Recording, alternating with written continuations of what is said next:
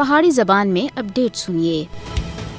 نریندر مودی دی بھارتی حکومت سن غیر قانونی زیر قبضہ جموں کشمیر وچ اپنے ہندوتوا ایجنڈے دی تکمیل کردیا ہویا انتخابی حد بندیاں کو دوبارہ ترتیب دے دیتا ہے۔ اس سلسلے وچ مودی حکومت تے زیر ہدایت انتخابی حد بندی کمیشن دی طرف تے پیش کیتی گئی حتمی رپورٹ دے اتے نوٹیفیکیشن جاری کر دیتا گیا ہے، جس وچ ہندو اکثریتی جموں خطے کو زیادہ نمائندگی دیتی گئی ہے۔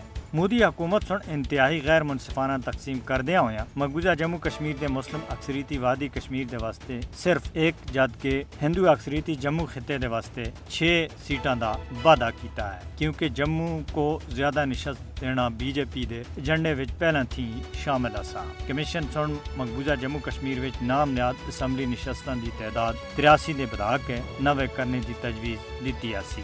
نوٹیفیکیشن دے مطابق وادی کشمیر وچ اسمبلی سیٹاں 46 تے بڑھا کے 47 جدکہ جموں خطے وچ 37 دے بڑھا کے 43 کر دیتی گئی ہیں۔ بی جے پی حکومت مقبوضہ جموں کشمیر دے انتظام تھی مقامی کشمیریوں کو لا تعلق کر دینا چاہتی ہے اور ایک ہندو کو مقبوضہ علاقے دا وزیر اعلیٰ بنانا چاہتی ہے، جس دے واسطے الیکشن حد بندیاں دے نام دے اتے ہیرا پھیری کیتی گئی ہے۔ نام نہاد نوئی حد بندیاں مقبوضہ علاقے وچ مودی حکومت دی 5 اگست 2019 کے بعد دی غیر قانونی کاروائیاں دا حصہ ہے۔ بی جے پی اور آر ایس ایس مقبوضہ کشمیر دی مسلم شناخت کو ختم کر کے ادھر ہندو تہذیب دا قیام چاہتی ہے، جس دی راہ وچ رکاوٹ آرٹیکل 370 مودی حکومت سن پہلا ہی ختم کر دیتا سا۔